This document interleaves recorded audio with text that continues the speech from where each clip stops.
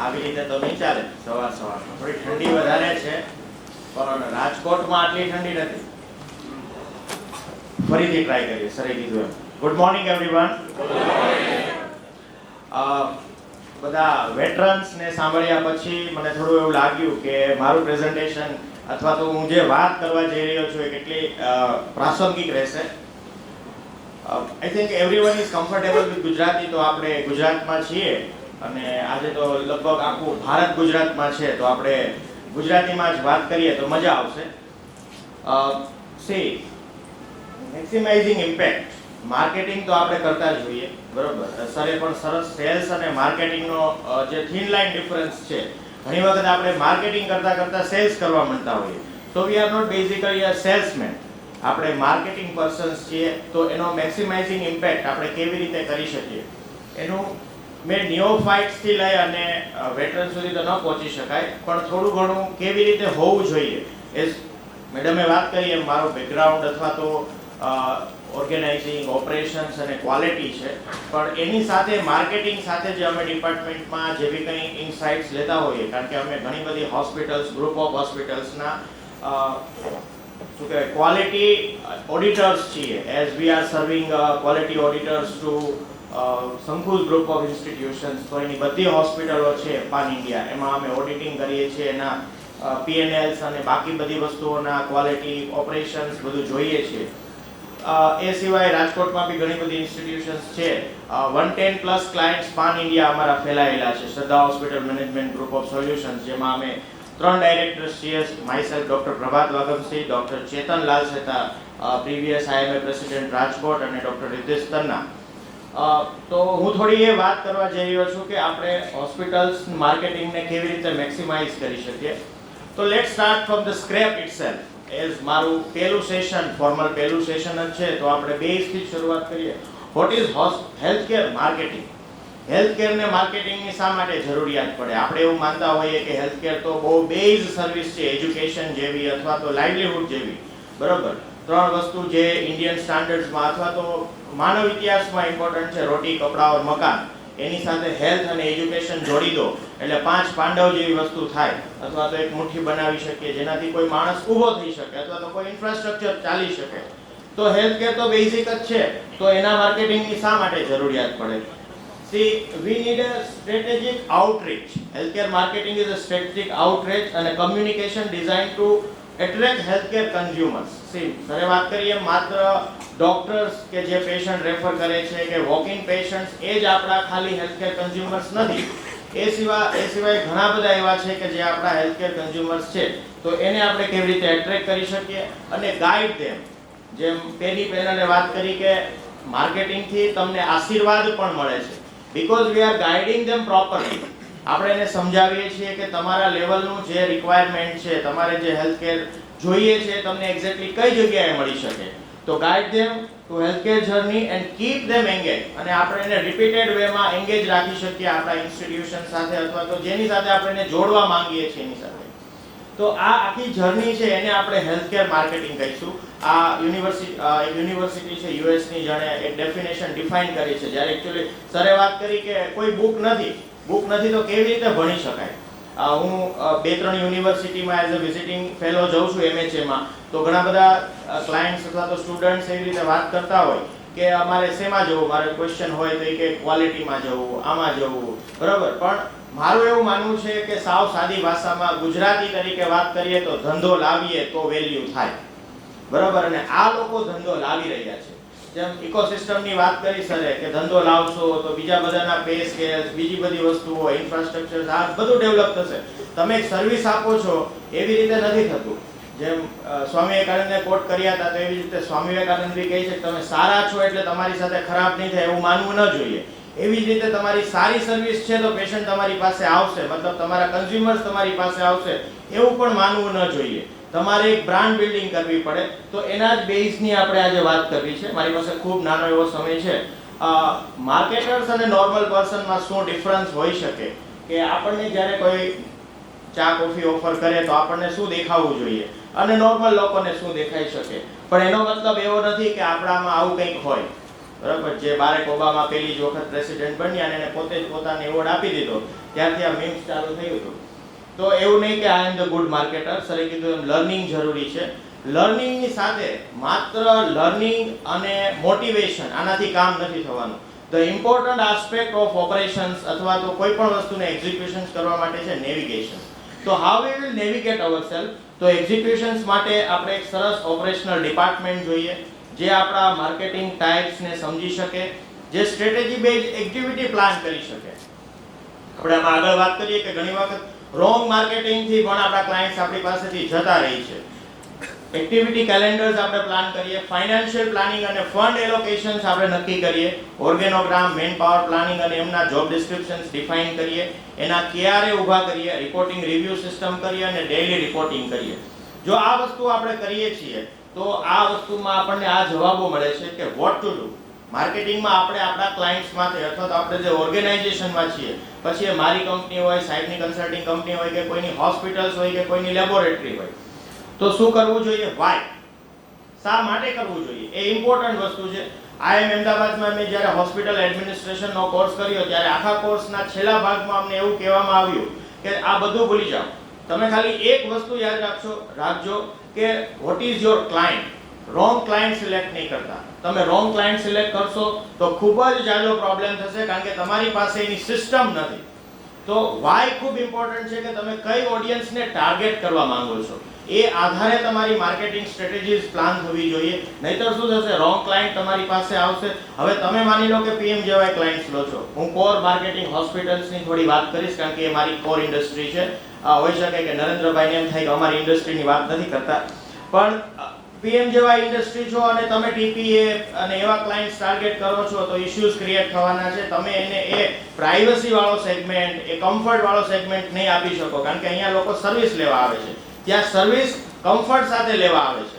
Same વસ્તુ થશે. એવી જ રીતે તમે ઉલટું પ્લાનિંગ કરશો તો બી પ્રોબ્લેમ થશે કે ક્લાયન્ટ તમારી પાસે આવે છે, એની બાઇંગ કેપેસિટી નથી. હવે તમારે કોન્ફ્લિક્ટ ક્રિએટ થશે કે પેશન્ટ્સ પૈસા આપતા નથી. તો આ બધું રોંગ માર્કેટિંગથી એક ફિલ્ટર ઊભું કરી અને આપણે આપણી ઇન્ડસ્ટ્રીમાં, આપણી ઓર્ગેનાઇઝેશનમાં આવતા પ્રોબ્લેમ્સને અટકાવી શકીએ છીએ.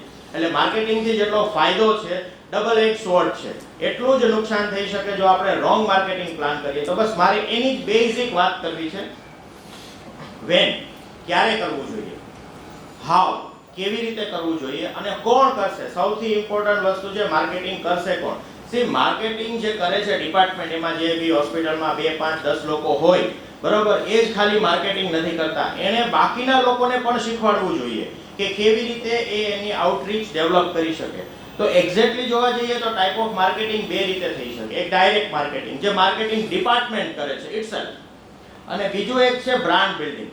હવે બ્રાન્ડ છે, આપણી ઇન્ડસ્ટ્રીની આપણે વાત કરીએ તો ઓલમોસ્ટ હેલ્થકેર ઇન્ડસ્ટ્રીમાં માર્કેટિંગ હવે ધીરે ધીરે ગ્રો કરી રહ્યું છે અને એમાં HMP જેવું પ્લેટફોર્મ બન્યું છે, તો એ આખું સેગમેન્ટ ડેવલપ થશે. પણ અત્યારે વાત કરીએ તો જેવી રીતે ટાટાનું નામ લઈએ તો એક આપણને બ્રાન્ડ વેલ્યુ ખ્યાલ આવે, એક આ વસ્તુ જોઈએ તો આપણને આ ખ્યાલ આવે, ખાધેલું સફરજન જોઈએ તો આપણને એક બ્રાન્ડ રિયલાઇઝ થાય, એક આમ ટીક મારેલું જોઈએ તો એક બ્રાન્ડ રિયલાઇઝ થાય. એવું હેલ્થકેરમાં હજી તમને કોઈ બ્રાન્ડ રિયલાઇઝ નથી થતી. એનું કારણ છે કે બ્રાન્ડ બિલ્ડિંગ ઉપર એટલું ફોકસ આપણે નથી કર્યું. આપણે ડાયરેક્ટ માર્કેટિંગ ઉપર વધારે ફોકસ કરીએ છીએ. તો આ ડાયરેક્ટ માર્કેટિંગ છે, રોજનું લઈને રોજનું ખાવા જેવો બિઝનેસ છે, બરાબર. જો તમે બ્રાન્ડ બિલ્ડિંગમાં જઈશો તો તમને ફાયદો થશે, વધારે ફાયદો થશે. તો બ્રાન્ડ બિલ્ડિંગમાં શું હોઈ શકે? આ એવું લાગશે વેટરન્સ અથવા તો જે ફિલ્ડમાં ઘણા સમયથી કે આ બેઝિક વાત છે, પણ I am also targeting the new fights કે શું હોવું જોઈએ. પ્રિન્ટ ડિજિટલ માર્કેટિંગ કરીએ, રેડિયો માર્કેટિંગ કરીએ તો we do have many options. Press conference કરી શકીએ, પ્રેસ રિલીઝ. પણ જુઓ, તમે જોઈશો તો હર વખતે એક્ટિવિટી સરખી હશે, પણ એક્ટિવિટી સરખી હોવાનો મતલબ એવો નથી કે કન્ટેન્ટ સરખું હશે. હવે તમે પ્રિન્ટ ડિજિટલ માર્કેટિંગની અંદર જે કન્ટેન્ટ લઈને જાઓ છો એ જ કન્ટેન્ટ તમે બીજા પ્રકારના પ્રેસ કોન્ફરન્સ, પ્રેસ રિલીઝ કે આર્ટિકલ બાય એક્સપર્ટ્સ નહીં લઈ જઈ શકો. એમાં કન્ટેન્ટ બી અલગ હોવું જોઈએ અને એનાથી ઇમ્પોર્ટન્ટ એનું પ્રેઝન્ટેશન અલગ હોવું જોઈએ. પ્રિન્ટ મીડિયા ઉપર તમે આર્ટિકલ છાપી દઈશો તો નહીં વર્ક કરે, બરાબર. પણ જ્યારે ડિજિટલ મીડિયાની અંદર તમે જાઓ છો તો તમારે આર્ટિકલને કોઈ એનિમેશન્સ, કોઈ ક્લિક્સ કે એવી રીતે તમારે એને લાવવો પડશે જેથી કરીને તમારું એન્ગેજમેન્ટ વધે. તો આ રીતે કરવાથી તમે હોર્ડિંગ્સ કે ડિજિટલ બ્રાન્ડ્સ કે તમે જોયો ઘણી બધી જગ્યાએ ઘણી બધી રીતે તમે રેગ્યુલર બી માર્કેટિંગ્સના હોર્ડિંગ્સ જોતા હોય, એની એડવર્ટાઇઝ જોતા હો, બરોબર. હવે મને માર્કેટિંગ પ્રત્યે થોડું એટલા માટે થયું કે મારી એક થોડી હોબી છે. હું ફ્રી ટાઈમની અંદર YouTube ઉપર જૂની એડવર્ટાઇઝમેન્ટ જોતો હોઉં. અને આપણે જોઈએ તો આપણને ઘણું બધું રિયલાઇઝ થાય કે આ એડવર્ટાઇઝમેન્ટનો જે થીમ છે એ આપણે આપણી ઇન્ડસ્ટ્રીમાં લાવી શકીએ એમ છીએ, ભલે કોઈએ કોઈના માટે કરેલી હોય. સી આપણે બધા એટલા ઇનોવેટર્સ ન હોઈ શકીએ કે આપણા માઇન્ડમાં એટલા બધા આઈડિયાઝ આવે, but we can learn from somebody or learn by experience. આપણે એનાથી શીખી અને આપણી આઈડિયાઝને એ રીતે ડ્રાફ્ટ કરી શકીએ. તો રેડિયોના ટોક્સ છે, હેલ્થ કોમ્પિટિશન્સ છે, અવેરનેસ કેમ્પેન્સ છે, સોશિયલ મીડિયાની અંદર જઈએ તો આટલું બધું આપણે કરી શકીએ. બ્લોગ્સ છે, માઇક્રો બ્લોગ્સ છે, video on health care services. વચ્ચે હમણાં છેલ્લા 2-3 વર્ષથી ઘણી બધી ઇન્ડસ્ટ્રીઝ આવી, જેના કારણે તમે જુઓ તો દરરોજના એટલા બધા મેસેજીસ આવે કે આપણને એમ થાય કે બસ આજે હવે મારા ફોનને ખાલી ફાટવાનું જ બાકી છે. ગુડ મોર્નિંગ થી લઈને ડે સેલિબ્રેશન ને આવું બધું, બરોબર. તો એ તમારે એક્ઝેક્ટલી આઈડેન્ટિફાઈ કરવાનું છે કે કોઈ તમને બ્લોક તો નથી કરી રહ્યું ને, તમે એટલું બોમ્બાર્ડિંગ તો નથી કરતા ને કે જેના કારણે સામેવાળાને ઇરિટેશન્સ ડેવલપ થાય છે. તો માર્કેટિંગ મેં તમને કીધું એમ ડબલ એજ સોર્ડ છે.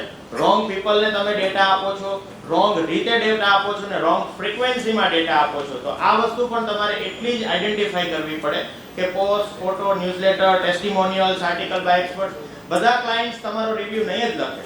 અને ત્યાં એવું હોવું જ ન જોઈએ. આપણે ડોક્ટરને ઇન્સિસ્ટ કરીએ કે ભાઈ 100% કમ્પ્લાયન્સ થવા જોઈએ, પણ ક્લાયન્ટ્સમાં એટલું બધું આપણે કમ્પ્લાયન્સ નહીં લાવી શકીએ. બસ જે લોકો સારી રીતે પોઝિટિવલી રિવ્યુઝ લખવા માંગે છે, બરાબર, તો એને આઈડેન્ટિફાઈ કરી અને આપણે રિવ્યુઝ વધારવા નથી, આપણે સારા રિવ્યુઝ લાવવા છે. તો એ રીતે તમારે થોડું જસ્ટિફાયેબલ વેમાં જવું પડે કે માર્કેટિંગ ડિપાર્ટમેન્ટ જેમ શરૂઆત જ થઈ કે તમારે મિકેનિકલી કામ કરવું છે કે હ્યુમન સાથે કામ કરવું છે. અને આપણી ઇન્ડસ્ટ્રીમાં બધી જગ્યાએ હ્યુમન છે, તો આપણે થોડું એ સેન્સિટિવિટીથી કામ કરશું તો આપણો ઇમ્પેક્ટ છે આપણે મેક્સિમાઇઝ કરી શકીએ. તો આવી રીતે ન થાય કે આપણે જ આપણો સ્ટાફ આપણી પોસ્ટને લાઈક કરતો હોય. ઘણીવાર મેં જોયું છે કે કમ્પલ્ઝન્સ હોય કે કોઈ પણ પોસ્ટ મૂકવામાં આવી તો પછી વોટ્સએપ ગ્રુપમાં ઓફિશિયલમાં મેસેજ ડ્રોપ થાય કે આ પોસ્ટને બધા લાઈક કરશે. સી એવી રીતે તમારું અલ્ગોરિધમ વર્ક નહીં કરે. સી આપણા કરતાંય આ બધી ટેક ઇન્ડસ્ટ્રીઓ સ્માર્ટ છે. ફેસબુક હોય, ઇન્સ્ટા હોય, બરોબર, ઇવન લિંક્ડઇન, એને ખ્યાલ છે કે કોણે લાઈક કર્યું, એના આધારે તમારું એસઈઓ આપણે આગળ વાત કરીએ એ બધું ક્રિએટ થતું હોય છે. તો આવા સિમ્પલ કમ્પલ્ઝન વાળા આસ્પેક્ટ્સ થી વર્ક નહીં થાય. હા, તમે એવું કમ્પલ્ઝન લાવી શકો કે આ તમે તમારા ગ્રુપમાં શેર કરો ને એની પાસે લાઈક કરાવડાવો, બરાબર, એવું તમે વર્કઆઉટ કરી શકો. પણ એ બી જો એક અલ્ગોરિધમ ફોલો કરતું હશે, એક પાથ, તો એ બ્લોક થઈ જશે. આ ટેક કંપનીઓ રેગ્યુલર પોતાના પ્રોટોકોલ્સ અપડેટ કરે જેથી કરીને એનો મિસયુઝ ન થાય. વાયરલ કરવાની જે સિસ્ટમ્સ છે, બરાબર, એ દર ટાઈમે બદલે છે. તો એવી રીતે તમે એને રીલોન્ચ કરી અને એમાં તમે સુધારો લાવી શકો. પછી આપણે આવી રીતે આપણું માર્કેટિંગ કરતા હોઈએ, બરાબર. This is also not a marketing ideally. આનાથી બ્રાન્ડ વેલ્યુ ડેવલપ નથી થતી હોતી. આપણે આપણી જ રીતે આપણી જાતને રિવ્યુ કરીએ, બરાબર, તો એ આપણે બહારના લોકોને લાવવા પડશે. વેબ માર્કેટિંગ માટે એસઈઓ કરી શકો, ઓર્ગેનિક રીતે સર્ચ કરી શકો. મેં ઓલમોસ્ટ 100+ ઇન્સ્ટિટ્યૂટ્સની, એમાં બધી વેબસાઇટ આવી ગઈ. અહીંયા બેઠેલા લગભગ ઇન્સ્ટિટ્યૂટ્સની વેબસાઇટ્સનું મેં એસઈઓ જોયું છે, બરાબર. તો we are very in Gujarat, તમે ભલે સારામાં સારા લોકો રાખ્યા હશે, but we are very poor at SEO. SEO છે એ તમને ઓર્ગેનિકલી સર્ચ આપે છે. તમારા વેબ પેજમાં બેઝિક ટર્મિનોલોજી નથી, તમારા ડોમેન રાઇટિંગમાં બેઝિક ટર્મિનોલોજી નથી. તો આ બધી વસ્તુઓ તમારે લાવવી પડશે, બરાબર. હા, પછી એનાથી આગળ જવું છે કોમ્પિટિશનમાં, તો તમે એસીએમ કરી શકો, જેમાં તમે સર્ચ એન્જિન માર્કેટિંગ કરી શકો, પેઇડ જેને કહેવામાં આવે. પણ એસઈઓ છે એ ઓર્ગેનિક છે કે કોઈ વ્યક્તિ સર્ચ કરે છે, બરાબર, કે ભાઈ hospital NABH consultant in Gujarat, NABH consultant in Rajkot, તો તમારી જ વેબસાઇટ આવવી જોઈએ પહેલી, બીજી એકે વેબસાઇટ આવવી જ ન જોઈએ.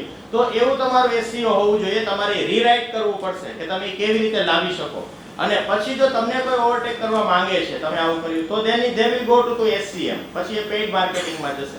પણ આ સિક્વન્સ બી રેગ્યુલરલી અપડેટ થાય છે. ઓનલાઈન એડવર્ટાઇઝમેન્ટ, પે પર click marketing, reputation management. Reputation મેનેજમેન્ટમાં તમારે હંમેશા એક વસ્તુ ધ્યાન પર રાખવી પડશે કે શું કરવું અને શું ન કરવું. શું કરવા કરતા તમારો એ થીમ બહુ વેરી ક્લિયર હોવો જોઈએ માર્કેટિંગ ડિપાર્ટમેન્ટ પાસે કે ભાઈ આટલી વસ્તુઓ કરવાની નથી. કારણ કે બ્રાન્ડને એક વખત બગડ્યા પછી ફરીથી સુધારવામાં, બરાબર, કેટલી તકલીફ પડે એ તમે મેગીને પૂછી શકો, નેસ્લેને, કે ભાઈ એને કેટલી તકલીફ પડી અને કેવી રીતે એ પાછું રીબ્રાન્ડિંગ કરીને માર્કેટમાં આવી. તો એની જે જૂની થીમ હતી આખી ચેન્જ કરવી પડી એને, જે ઇશ્યુઝ ક્રિએટ થયા એના કારણે. પિરિયોડિકલ્સ છે, ઈમેલ્સ છે, ન્યૂઝ લિંક્સ છે, ફેસિલિટી ડોક્ટર ઇન્ટ્રોડક્શન છે, સર્વે ઓનલાઈન ઓફલાઈન છે. સર્વેનું બી હમણાં ખૂબ ચાલે છે ડેટા ગેધરિંગ માટે. તમને એમ લાગે કે તમે કોઈ સર્વેના આન્સર્સ આપો છો એક્સપર્ટ તરીકે, નહીં, પણ તમારો ડેટા કલેક્ટ કરવામાં આવે છે. જે ડેટાને પછી માર્કેટિંગ પર્સન, જેમ સાહેબે આભા કાર્ડની વાત કરી, તો આભા કાર્ડની વાત કરેલી એટલે મને જ્યારે માઇન્ડમાં વિચાર આવેલો, મેં આમાં નથી લીધું પણ હું ખાસ કહીશ કે જે લોકો માર્કેટિંગમાં છે એ લોકો ડીપીડીસી એક્ટ ઉપર થોડું પોતાની રીતે બ્રેઇનસ્ટોર્મિંગ કરે, કારણ કે ડીપીડીસી એક્ટ અત્યારે વિશ્વમાં જે ભારત જેટલા દેશો છે એમાં સૌથી સ્ટ્રોંગ એક્ટ છે. ડીપીડીસી એક્ટમાં જો આપણી પાસેથી બ્રીચ ઓફ ઇન્ફોર્મેશન થાય છે તો વી આર લીગલી અને કેપિટલી હેલ્ડ. એમાં ખૂબ જ જાજા પ્રોવિઝન્સ મૂકેલા છે. આભા કાર્ડ ડીપીડીસી એક્ટની અંદર આવે છે. તો આવો ડેટા તમે ક્યાંય શેર કરો છો, એ ડેટાનો પાથ જો તમારી પાસેથી પકડાય છે કે આ ડેટા અહીંથી આમ ગયો, બરાબર, તો you will be in a trouble. Television marketing platforms છે, કી પર્સન્સ છે, બરાબર. કી પર્સન્સ વાળું માર્કેટિંગ બી ખૂબ વર્ક કરે છે. અત્યારે તમે જો પાન ઇન્ડિયા તો કી પર્સનમાં યુનિવર્સિટીઓ ખૂબ છે. તમે જોઈશો તો યુનિવર્સિટીઓ પોતાને પ્રમોટ કરવા માટે કી પર્સન્સને લઈ આવે અને એનાથી એનું માર્કેટિંગ મેળવે. મેડિકલ સ્ટોર્સ અને એમઆર એ બી એક આપણો જૂનો અને જાણીતો રસ્તો છે. માર્કેટિંગ પ્લેટફોર્મ્સમાં બીજા વાત કરીએ તો વોક ઇન પેશન્ટ્સ છે, કમ્યુનિટી રીચ આઉટ પ્રોગ્રામ્સ છે, જે આપણે અત્યારે અહીંયા કમ્યુનિટી રીચ આઉટનો કર્યો કે આપણી ઇન્ડસ્ટ્રી ભેગી થાય અને એક પ્લેટફોર્મ પર વાત કરે. તો સેમિનાર્સ, લેક્ચર્સ, હેલ્થ કૂપન, બસ શેલ્ટર્સ, મોલ બ્રાન્ડિંગ, કોલ કેપ્સ, આ રૂટીન છે જે આપણે કરીએ છીએ. એના પછીની આપણે વાત કરીએ તો ડાયરેક્ટ માર્કેટિંગ. આ આગળની વાત હતી એ બ્રાન્ડ બિલ્ડિંગની હતી કે બ્રાન્ડ બિલ્ડિંગ આપણે કેવી રીતે ડેવલપ કરી શકીએ અને એ નીડ ઓફ ધ ટાઈમ છે. આ વસ્તુ આપણે કરીએ છીએ એટલે હું આ થોડું ફાસ્ટ લઉં છું, બરાબર, કે આપણે રેગ્યુલરલી કરીએ છીએ, ટાઈઅપ્સ કરીએ છીએ, corporate tie-ups, trust hospital tie-ups, rural hospitals, religious NGO સાથે ટાઈઅપ્સ હોય, કેશ અલાઉન્સ ઓન રેફરન્સીસ હોય, માર્કેટિંગ પ્લેટફોર્મ્સમાં સ્ટ્રેસ અને ટ્રેડ એક્ટિવિટીઝ હોય, બરાબર, પેરામેડિક્સના કેટલા બધા ઇવેન્ટ્સ આપણે પ્લાન કરતા હોય એ છે, બરાબર, ઇન્ટરનલ માર્કેટિંગ કરતા હોય. See this is very important. આ માર્કેટિંગ ટીમે પોતાના ઇન્ટરનલ ડિપાર્ટમેન્ટને, ખાસ કરીને ફ્રન્ટ ડેસ્કનો જેટલો બી સ્ટાફ છે, હાઉસકીપિંગનો જેટલો સ્ટાફ છે અને સિક્યોરિટીનો સ્ટાફ છે, આ તમારા સૌથી પહેલા માર્કેટિંગ પ્લેટફોર્મ્સ છે જેના ઉપર આપણે ફોકસ નથી કરતા. તમે એટલું બધું સરસ મને બહાર આવીને કોને કે અમે આમ કરીએ છીએ ને અમે તેમ કરીએ છીએ ને અમારે ત્યાં ઓલી ફેસિલિટી છે ને, હું જ્યારે તમારે ત્યાં સ્ટેપ ઇન કરું છું સિક્યોરિટી વાળાથી લઈને હાઉસકીપિંગ સાથે મારું ફર્સ્ટ ઇન્ટરેક્શન છે બીઇંગ એ ક્લાયન્ટ. તમારી કોઈ પણ પ્રીમાઇસિસ હોય, બરાબર, તો એમાં એટલો બધો પ્રોબ્લેમ થાય છે કે હું ત્યાં પૂછું કે મને આ જોઈએ છે, આમ છે, તો એને પ્રોપરલી કઈ પાથ ખબર નથી હોતો, એને પ્રોપરલી મતલબ સિસ્ટમ શું અવેલેબલ છે, સ્કોપમાં શું છે શું નથી, એ ફેસિલિટી ખબર નથી હોતી. તો આનું તમારે પ્રોપરલી ઇનરિચમેન્ટ કરવું પડશે. આ વસ્તુ ઉપર તમારે ફોકસ કરવું પડશે કે તમારો સિક્યુરિટી સ્ટાફ, તમારો ફ્રન્ટ ડેસ્કનો સ્ટાફ અને તમારો હાઉસકીપિંગ સ્ટાફ આ બધી વસ્તુઓ બાબતે જાણકાર હોય, બરાબર. તો તમે આવા પેશન્ટ સાથે, બરાબર, કે જે ખાલી ન્યુસન્સ ક્રિએટ કરવા માટે જ આવતા હોય છે, બરાબર, એવા લોકો સાથે બી તમે જોડાઈ શકશો, એ તમારી સાથે જોડાઈ શકશે. Vote two consider four healthcare marketing. Target audience, see this is important, બરાબર. તમે જે બી કંઈ સ્ટ્રેટેજી ડેવલપ કરો એમાં કેટલા પોઈન્ટ્સ તમારે લેવા જોઈએ. Target audience, frequency, type of media, content, free or paid. Important છે કે તમે કેમાં જવા માંગશો. એવું નથી કે હર વખતે તમારે પૈસા ખર્ચવા પડે માર્કેટિંગ માટે, બરાબર. તમે ઘણું બધું ફ્રી બી કરી શકો છો. So it's not easy for a marketing agency like such કે એ લોકો કેવી રીતે આપે. બધાના અલગ અલગ વ્યૂઝ હોય. માર્કેટિંગ પાછું ઇન્ટિરિયર ડિઝાઇનિંગ જેવું છે કે આ કલરમાં આમ નહીં ચાલે, ઓલું આમ જોઈએ ને, બરાબર, તો એ બધાને એડજસ્ટ કરવા પડે. પણ એની સાથે ખાસ એ બોલવાનું કે તમે કોની સાથે કનેક્ટ થવા માંગો છો. આપણે એવા શબ્દો એવી રીતે ઘણીવાર એવું થાય કે અમે ઘણા મારા જુનિયર્સ હોય કે એના ક્લિનિકમાં કે હોસ્પિટલના ઇનાગ્યુરેશનમાં જઈએ તો બોર્ડ્સના કલર, બોર્ડ્સમાં નામ એવી રીતે લખ્યું હોય કે દેખાય જ નહીં, એમાંય મોલમાં હોય. તો એ કોઈ દુકાન છે કે આઉટસ્ટેન્ડિંગ ક્લિનિક હોસ્પિટલ્સ છે, તો નોર્મલ જે વસ્તુ ચાલી રહી છે એમાં એવું નહીં કે ભાઈ આપણે કંઈક અલગ કરવા જઈએ. અલગ કરવું અને અલગ તરી આવવું એ બે અલગ અલગ વસ્તુ છે. આપણે એ સમજવું પડશે કે આપણા ક્લાયન્ટ આપણને ઓળખી શકે. એટલે આપણે એનો એક એક્ઝામ્પલ તમને આપું. થોડો ટાઈમ મેડમ વધારે લઈશ પણ હું એક એક્ઝામ્પલ આપું. અમે આઈએમ અમદાવાદમાં હતા ત્યારે એક સ્ટડી અમને એક આપવામાં આવેલો. જુબિલિયન્ટ કરીને કંપની છે, ઓળખો છો કોઈ આને?